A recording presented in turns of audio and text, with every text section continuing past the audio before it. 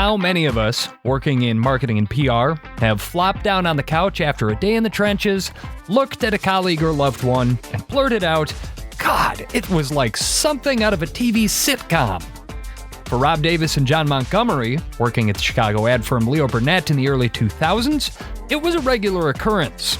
Their careers are full of hijinks, high-stakes drama, and wacky coincidences, like the time a publicity stunt went horribly wrong in Times Square. This wind comes in and sweeps through the city. Brown liquid rains down on the crowd below that are all staring at this wonderful spectacular that we've created, and that's a densely populated area. But the difference between John and Rob and the rest of us is that most of us never got to see their agency war stories acted out on screen by Robin Williams. How are you containing the liquid? Some sort of wind guard? Or?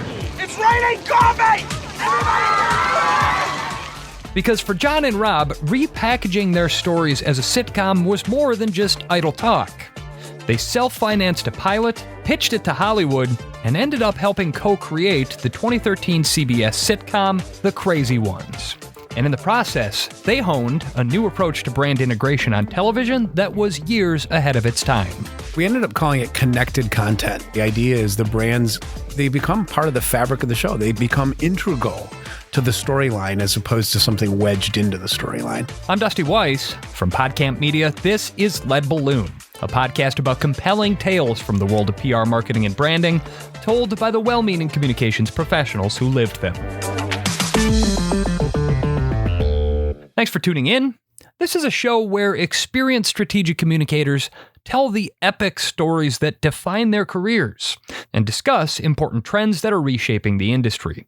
We're here every month with a new episode, so make sure to follow us in your favorite podcast app and tell a friend or colleague if you're enjoying yourself. So this television program that was based on the real-life escapades of a Chicago ad man, The Crazy Ones. Somehow I missed this one when it was on the air 10 years ago, which is shocking considering that it starred Robin Williams and Sarah Michelle Gellar. But I mean, I had just moved to a new city, started a new career in public relations, and just met my future wife. Plus, that was the heyday of Game of Thrones and The Walking Dead, and so I kind of had a lot on my plate. Regardless, now that I know the story of how this show came to be, it's been a lot of fun for me as a strategic communicator to go back and watch these episodes and appreciate just how well it captures life in the agency world. It's a life that lends itself naturally to the sitcom genre. One of my first days running the Kellogg account, somebody started screaming, "Everyone get in the conference room. There's a Fruit Loops emergency." And just to take a step back and think about the absurdity of that phrase, and it was a serious situation we had to deal with, but the absurdity of that phrase and, just the way people talk in our industry, it's just nonsense if you take a step back and think about it. Rob Davis is now the president and CMO of Novus Media, the Minneapolis and Chicago-based media planning agency. And along with his old friend and colleague John Montgomery, Your client that day said, "I want you to think outside of the box, but stay in the box." They traced their ad industry roots back to the years they spent together at the Leo Burnett agency in Chicago. John, who now works as a television producer, the founder and president of Montgomery Studios, says, like many of us in the business, there were days when he already felt like he was living in a sitcom. We always say, it's not rocket science, it's not brain surgery, but we treat it like that. And that's what brings absurdity to it. So when you're talking about Fruit Loops crisis, there's a Chicken McNuggets crisis. We're talking about things that are by nature kind of fun, and yet we treat them with great seriousness and great gravitas. You're dealing with big personalities and crazy stuff, and every day is a huge event. Advertising, I would argue, is one of the last bastions for true characters in any business. They're allowed to exist in a world that's become, homogenized. The world's got a sameness to it. But advertising is something that where creatives and characters were allowed to exist. So I would sit there in meeting after meeting, chronicling them. Rob and I know one guy that would do his presentations, and at the end of every presentation, he was so emotional, he'd start crying. And every time. It wasn't until 100%. The fourth or fifth meeting when he was crying, we're like, oh, he's turning on the waterworks. This is his thing, yeah. So it was the fun of those kind of characters when you interact with these folks. And you just start making note of the different people, the practical jokes, the singer-songwriters, the people that are doing crazy side hustles like playwrights that would write concurrent with their advertising, or people that would go into television, guys that would go off to Second City or Saturday Night Live who would write films. It was a repository for all these kind of fun, crazy, wonderful people. I've often said that you can't judge somebody in the field of advertising solely by their work. You have to judge them by their side hustles as well. Because they have the best side hustles. Really bright, exceptional people. But even by ad industry standards, the characters, the stakes, and the antics at Leo Burnett were next level.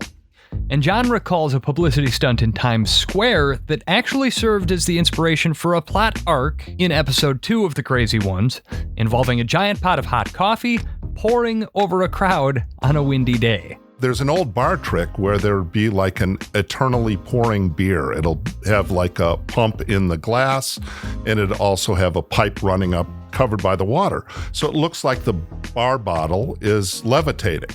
So someone on my team mentioned, hey, we should do that with fresh coffee for this one client. It's going to be pouring, always fresh, 24 hours. It's going to be fantastic.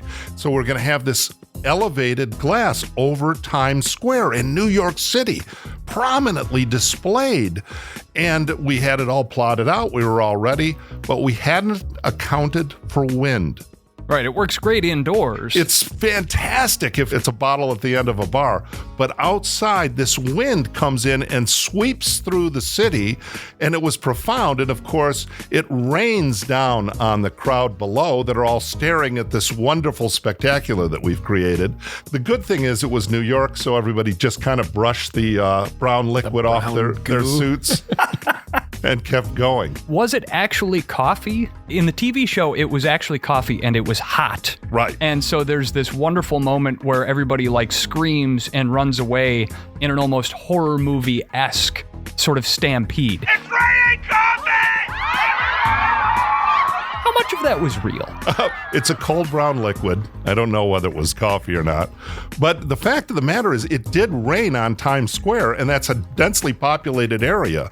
So people ended up wet and going about their day. No one complained, which was crazy. So, I mean, this is, again, the nice thing about New York. Nobody sat there and threw their hands up. It didn't turn It wasn't even the weirdest thing that happened to them crazy. that day. In New York, you're used to getting splashed with strange fluids.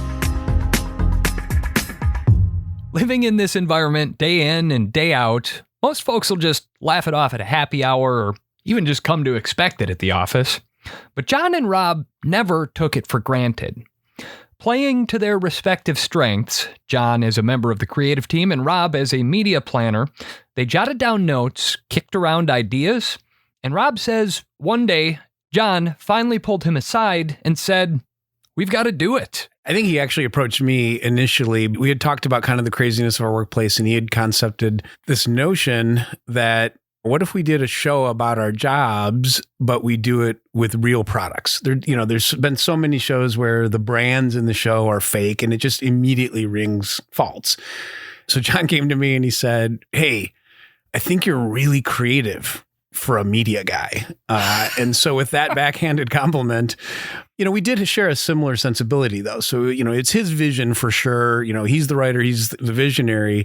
I think quickly we sort of found that we had a pretty good symbiotic relationship in that I could help think through what are the implications of having real brands? What are the legal implications? How would this work? This has never kind of been done before. Is there a business model here? How do we get them? Those types of things. And it quickly started snowballing from kind of a side hustle into a real thing. The business model in particular sticks out to me because in Hollywood, the business model is fairly boilerplate, whether it's a movie, whether it's TV. You've got the studios, they produce the product, they sell it to the distributor collects the revenue from streaming services or the advertising if it's a network. But you had a new business model packaged in here. Can you tell me about that? Yeah, I mean, the original idea was it's a show about advertising, so it's natural that there would be no commercial break. The quote unquote advertising as a consumer sitting at home watching in your living room, it would just be part of the fabric of the show. Brands would be talked about. And so the original idea was that would be the sole funding for the show, and it would run 30 minutes straight with no commercial breaks. It didn't quite end up exactly like that. That made every executive we met with head explode. Too much too soon. It was a little before its time, honestly. Too radical. It was, and subsequently saw Mad Men, work brands into the fabric of the show in somewhat similar way, but it really was a little bit before its time, quite honestly. We ended up calling it connected content. And that was, I think, a turning point for a lot of the brands we spoke with and the network executives, that it's so far beyond product play. Like, product placement is just that, it's placed. Whereas connected content, the idea is the brands, they become part of the fabric of the show. They become integral to the storyline as opposed to something wedged into the storyline. You put the snap, crackle, pop in your soul. It only takes one bowl. Rice Krispies. Remember the first time I took you to Mickey D's? And I'm caretaker of this year's $10 million Victoria's Secret Fantasy Bra. I am sick of getting our asses wiped by Kleenex in the ancillary markets. There is no reason people can't be drying their eyes with Charmin. It's 2007. This anticipated DVRs and VOD and even TiVo at the time. You knew ad skipping was coming. You knew that millennials and whoever followed them were going to slowly disengage further and further from advertising. Right. And the Hollywood people do not trust when they want to put brands in a show. They don't like to write to it. It's considered hack.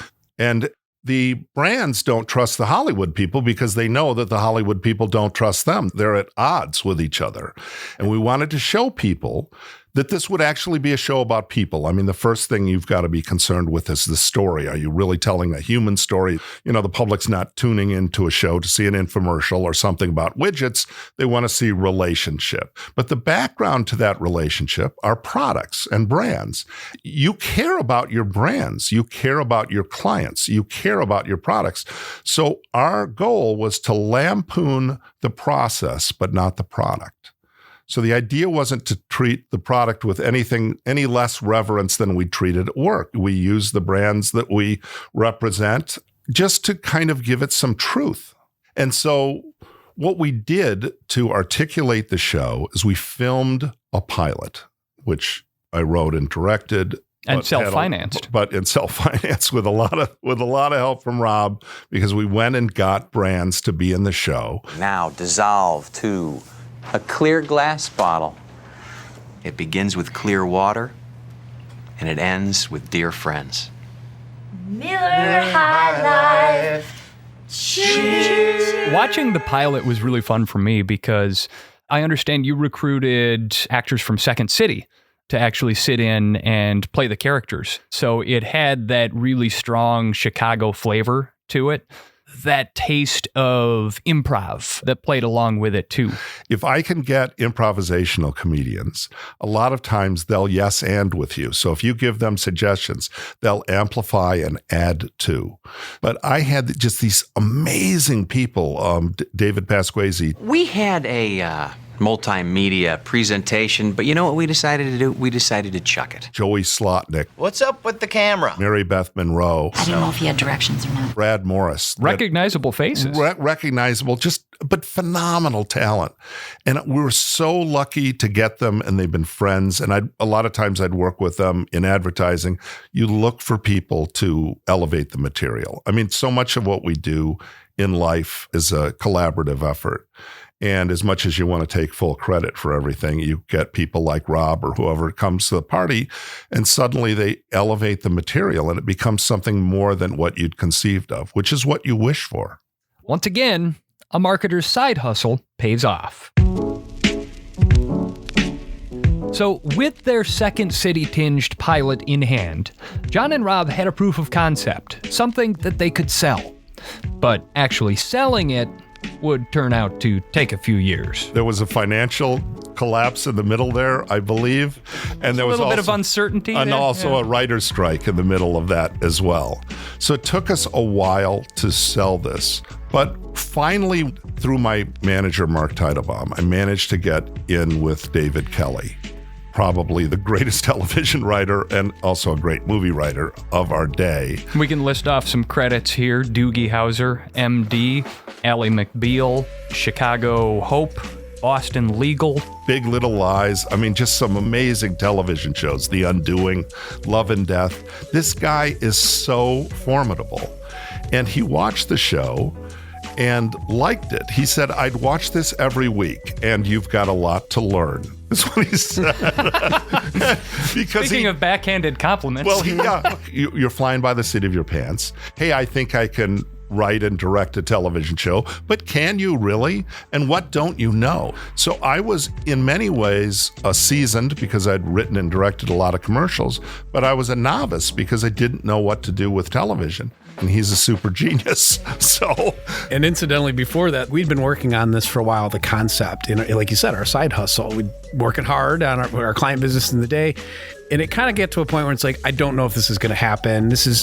And John called me out of the blue and he said, meet me down in the lobby right now. And I was like, why? Like, I'm in the middle of something. And he said, because I want to introduce you to David E. Kelley. And I said, yeah, right. I thought he was kidding. So I got down the lobby. I said, son of a bitch, you're David E. Kelley. And he went, yeah. That was the turning point when I went, oh, this might actually work.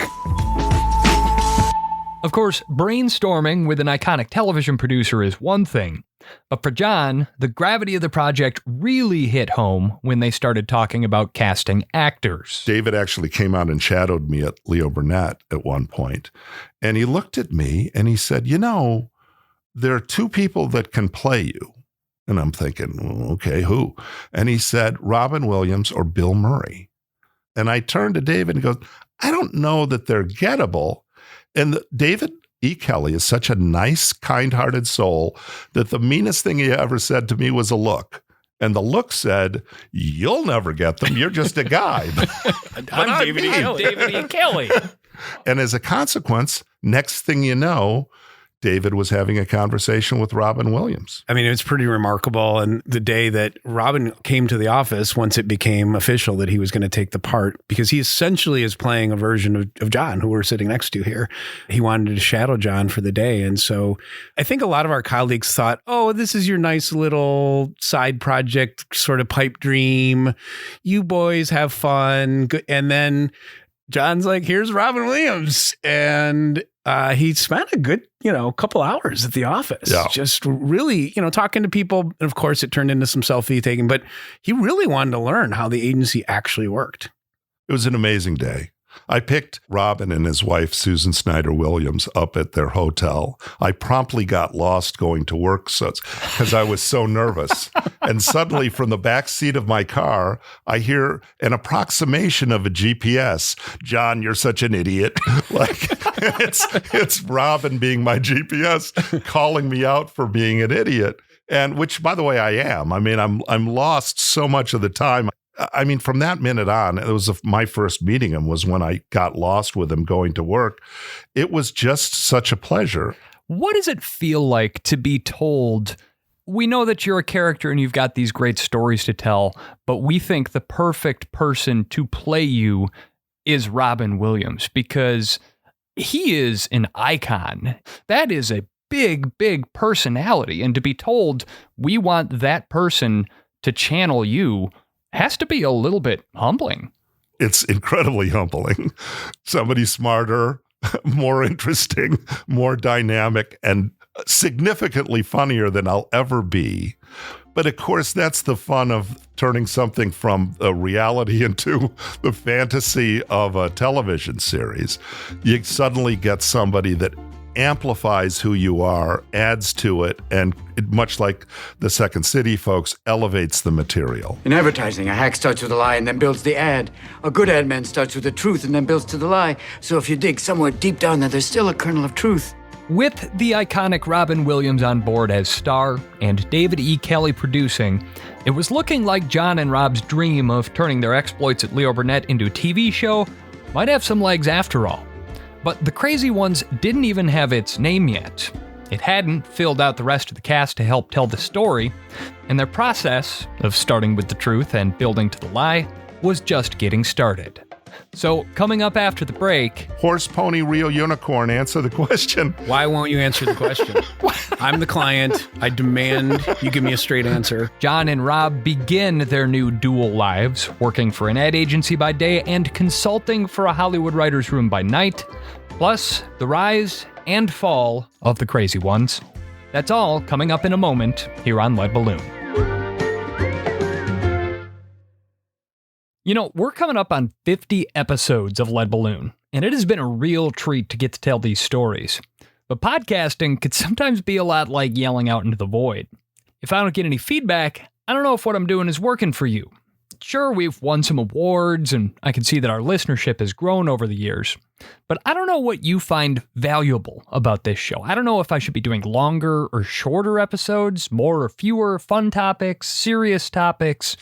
And so, as we're winding down the 4th season of Lead Balloon, I'm looking ahead to next year, and it would be really valuable to me if you could take a quick survey to help me make this show better for you. 2 minutes of your time is all I'm asking. Visit podcampmedia.com/survey, and I'll drop a link to that in the episode description as well. That's podcampmedia.com/survey. And speaking of milestones, hey, here at PodCamp Media, we recently published our 250th branded podcast episode on behalf of clients.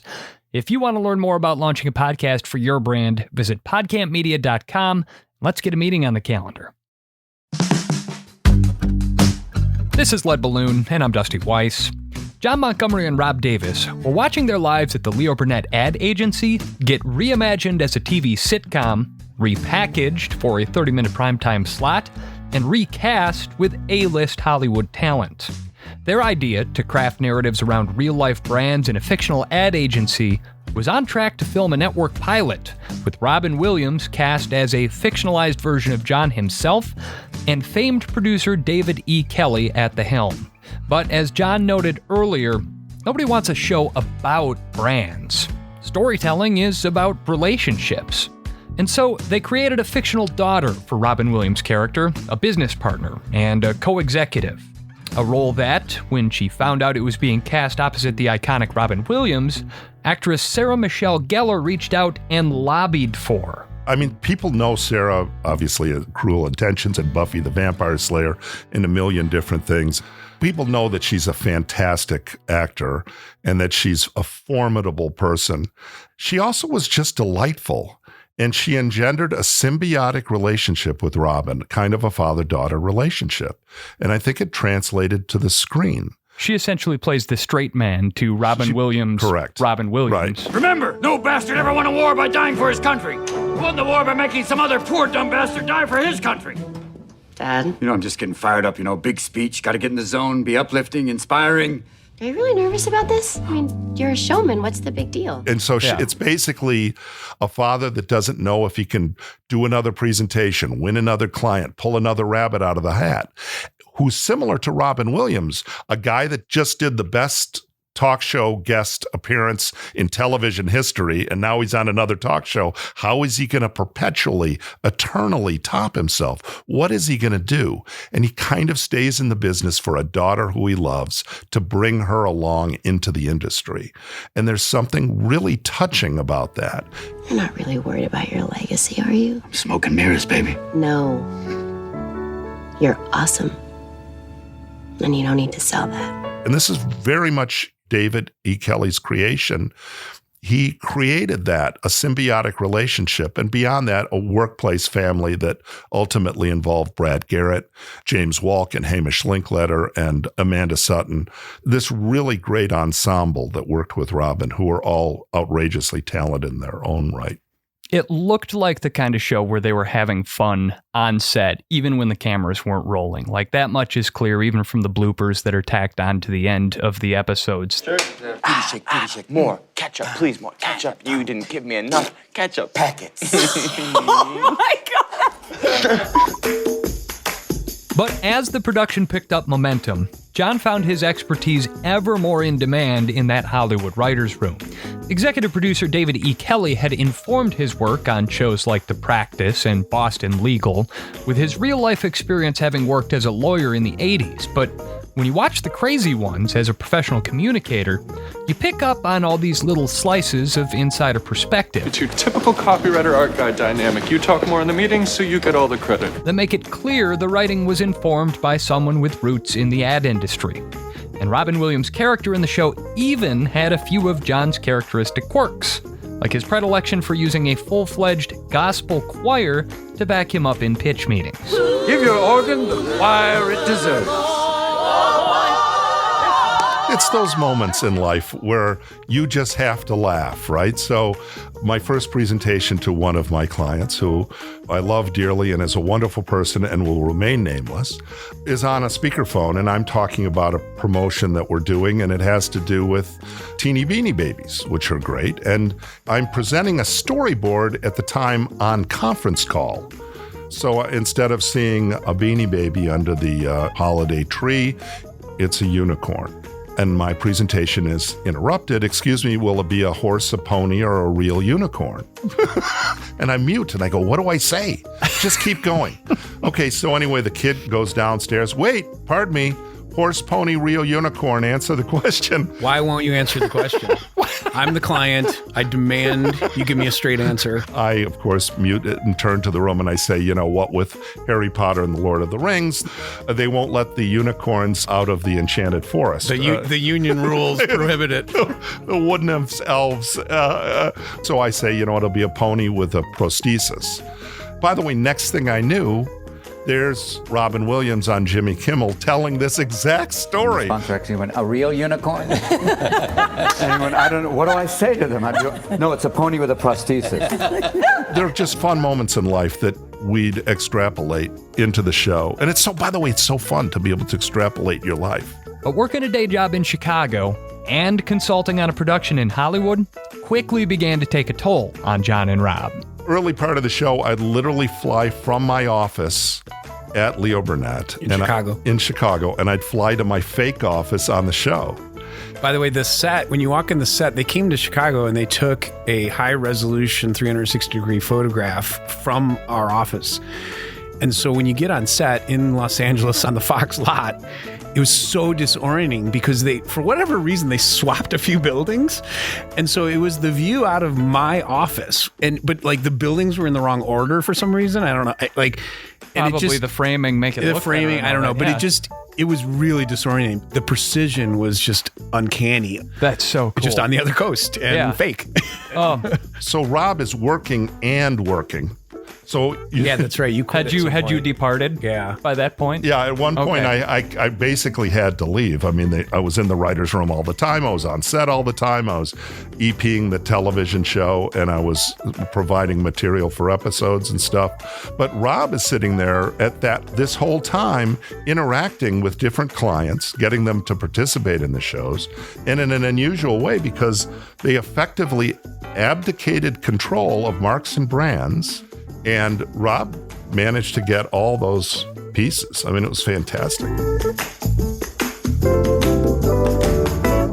Having pitched brands on appearing in pieces of entertainment before in the past, and even now in my role hosting this podcast, there can be an awful lot of red tape, an awful lot of hesitation and concern when it comes to how their brand is going to be portrayed. So when you say that you got these brands to sign on and give you carte blanche to just take creative control and do what you're going to do, that must have been an incredible pitch. How did you pitch these brands on the value of being portrayed on this TV show and get them to relinquish that creative control?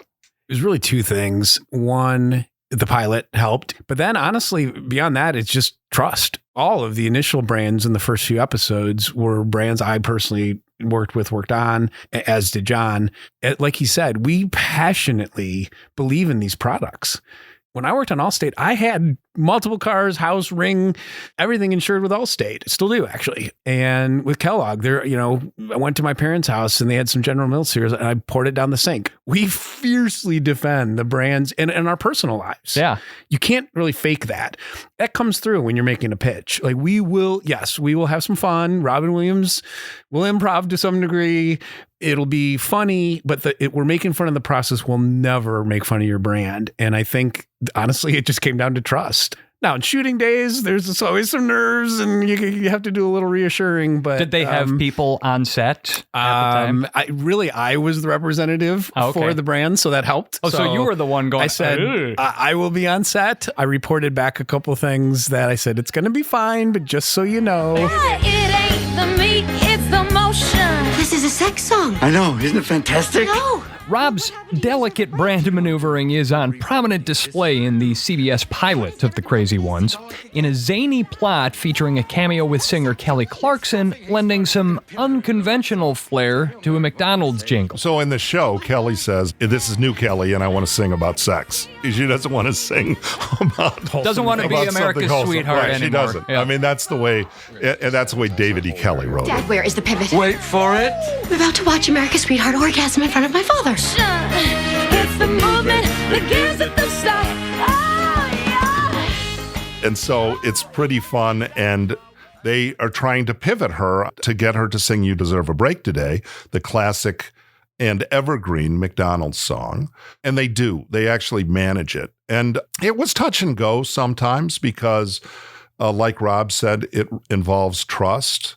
I think that the clients like our creativity. I think the clients like our intellect, or at least Rob's.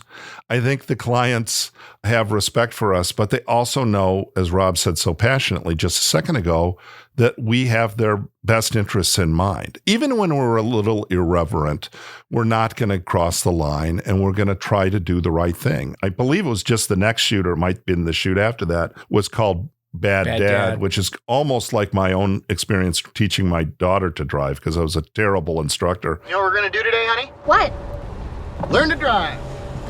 But we're on the interstate.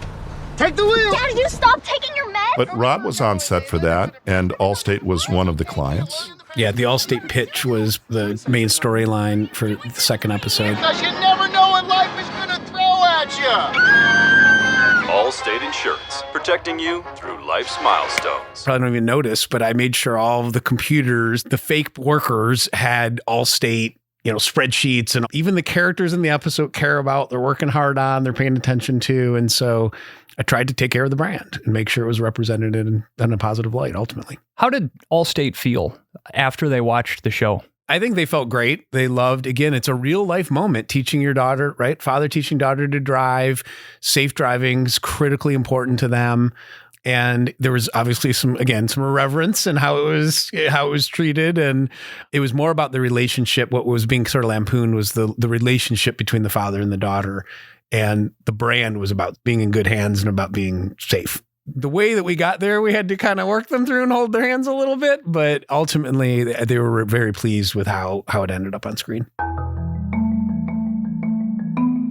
Now, I know originally the idea was that there would be no commercial breaks, that the brands in the show would essentially fund that. That wasn't necessarily how it wound up playing out at CBS. Did the brands have a financial stake in the show, or was this pitched more as sort of a partnership?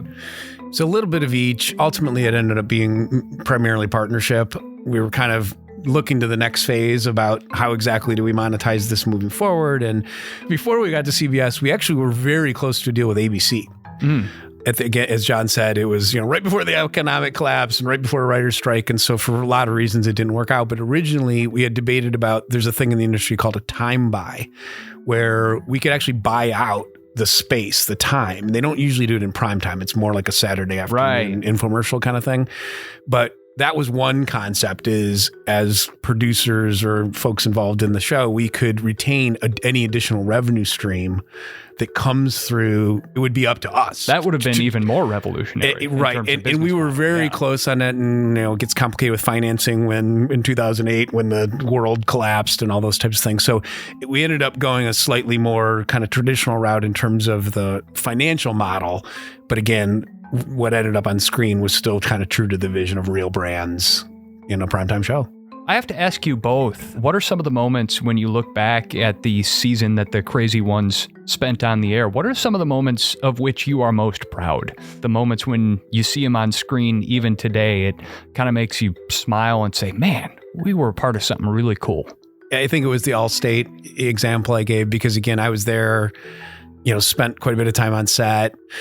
The other one for me is Kellogg. There's actually a couple of episodes where I ran that account for a number of years, the media planning and buying. And again, very passionate about the brand and the clients. And there's an episode where there's a fourth elf of Snap, Crackle, and Pop that is hallucinated by Robin Williams. What the hell is that? Oh, Andrew wanted to introduce a female character. 3 bachelors living alone in a cereal bowl.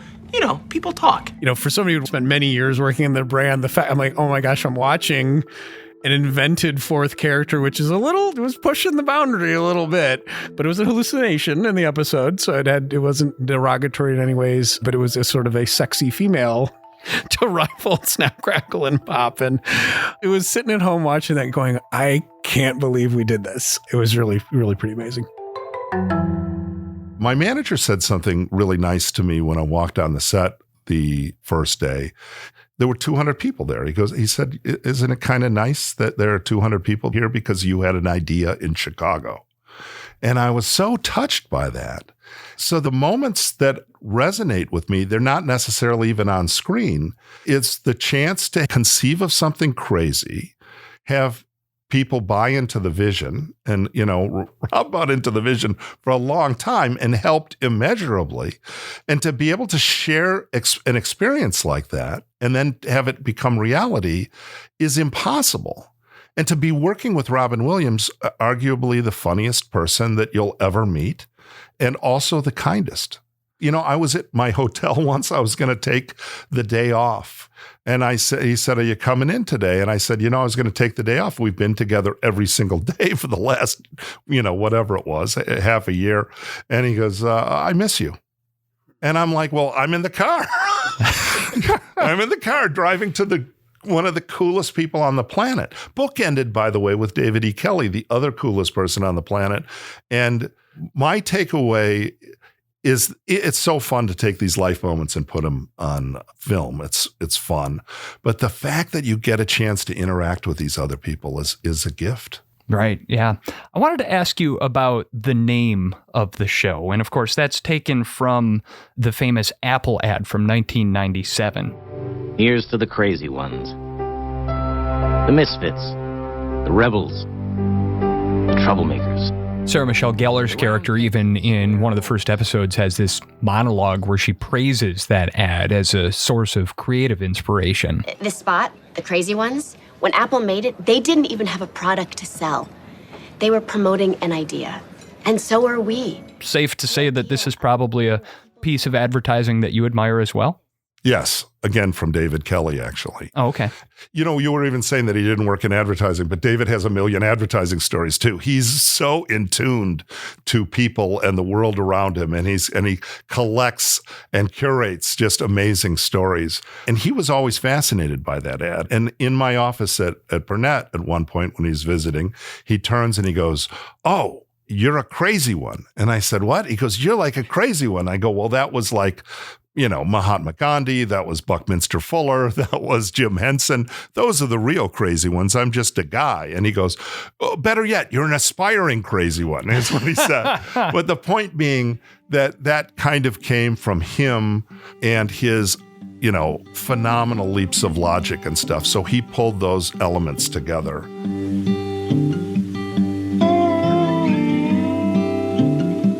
The Crazy Ones premiered on September 26, 2013, to generally warm reviews, and it was the most viewed series premiere of the year. But as the year went on, ratings fell off, some behind-the-scenes difficulties arose, and CBS announced in May of 2014 that they were pulling the plug after 22 episodes. The math on the show was it was the highest rated of their canceled shows. Issue really wasn't about a cancellation. It's that the viewership, because it was kind of a single camera show as opposed to a multi-camera show, was unique. So people would tune in to watch the show, and then they were tuning out. It wasn't necessarily part of a programmed lineup. So some math had to be done on that. We were probably a couple phone calls away from changing our stars, but I don't know. But it was a hotly debated topic and obviously tough for us. But we had an placed our swords in their scabbards. We were ready to keep at it. The irony is now, I mean, the ratings it was doing then would blow away anything on air today, right? The audience profile didn't match the shows that preceded and followed it on CBS. They had a different flavor.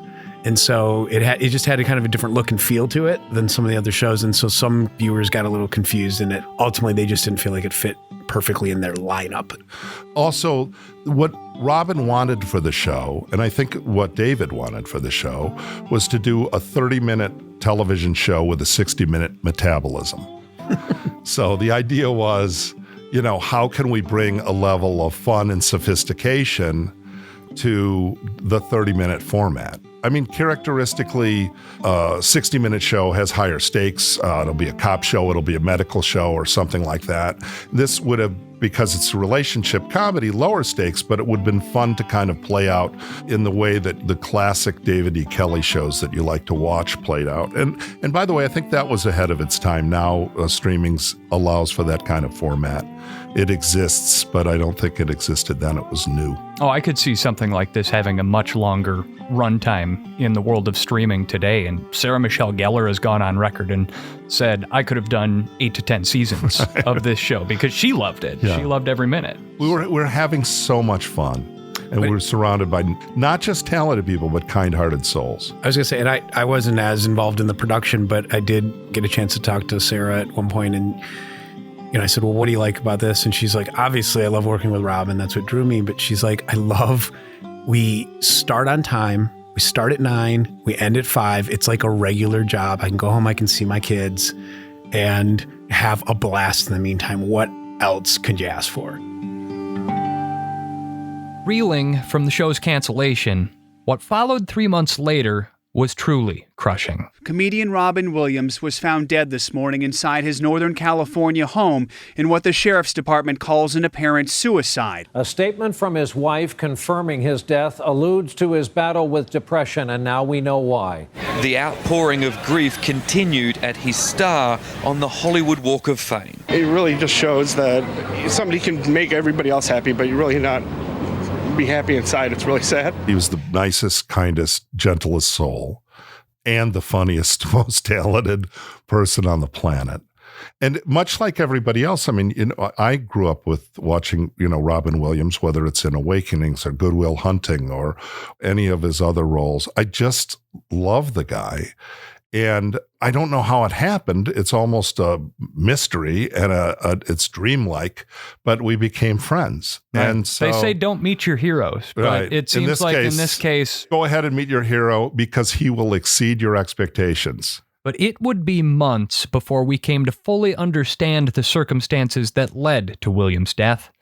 An examination would reveal that he suffered from diffuse Lewy body dementia, a degenerative brain disease that starts with anxiety, depression, and insomnia, and worsened to include memory loss, paranoia, and even delusions. The press had reported all sorts of stuff from different issues. He did not have a substance abuse problem at the end. He was not having psychological issues. There weren't other things. What he had was Lewy body's dementia. It's a condition of which Robin's wife, Susan Schneider Williams, took up the mantle to raise awareness in the wake of his death, producing the documentary Robin's Wish with the help of John, David E. Kelley, and many of Robin's other friends and colleagues. In the midst of fear, he wanted to help people be less afraid. Self goes away. Ego, bye-bye. The thing that matters are others. That's what life is about. So much of Robin's bringing joy to the world was also trying to remove fear and sadness and pain. And I think the title of the film refers to this idea of addressing something that families have to face head on and know that there are places to go and people to be helpful out there. But I would encourage you to see her film, Robin's Wish, and also her writings. It would be pretty easy to let the cancellation of The Crazy Ones and the tragic death of its iconic star overshadow the joy of creating such a production and the talented people that they got to work with. But for Rob, who stayed in the marketing business, and John, who now makes television programming full-time, with the experience 10 years behind them, It's clear that it was a pivotal point in both their careers. You have both gone on to new challenges in the years since this show was on the air. Rob, you're now the president and CMO of Novus Media, and John, you have gone on to produce several other TV shows, Superior Donuts, Mad TV on the CW, and Attention Deficit Theater. How did that time in your lives set the stage for what's come up and followed it now? I mean, it's so cliche, but for me, honestly, it's just taught me to dream big. I'm now a part owner in my own agency or our own agency, and never would even thought that was something that I could do in my lifetime. And part of this process is just, you start with, a crazy idea, you work toward it, and it doesn't always work out exactly how or when or why you're hoping, but it's got to start with a vision and just relentless pursuit of what you're going after. And sometimes it works out. My first interviews with television shows, I was pretty young. I was working in advertising, offered jobs writing for a couple magazines. I was offered some other smaller TV jobs. I stayed in advertising for a long, long time. And it's never too late to realize your dreams. It was shocking, but I found myself later in life doing this television show, and then allowed to go on and do another television show and another and another. I've done a bunch of them. The last thing I worked on was A Big Shot with John Stamos, which was just a privilege. And you'd mentioned Superior Donuts, which was just a terrific experience, and rebooting Mad TV and Attention Deficit Theater. These are just fun things to work on. And we're not done. We're still got more ideas. The synaptic gaps are still firing. Well, I have to ask, being as this new direction for the both of you started as a collaboration between Rob and John, are there any more creative partnerships in the works between the two of you? Yeah, we got stuff. We got stuff cooking. Without giving too much away right now, we've been working on a game show, a kind of evolved for the new era, hyper-connected game show that we're excited. We've talked to a few folks about and gotten quite a bit of interest.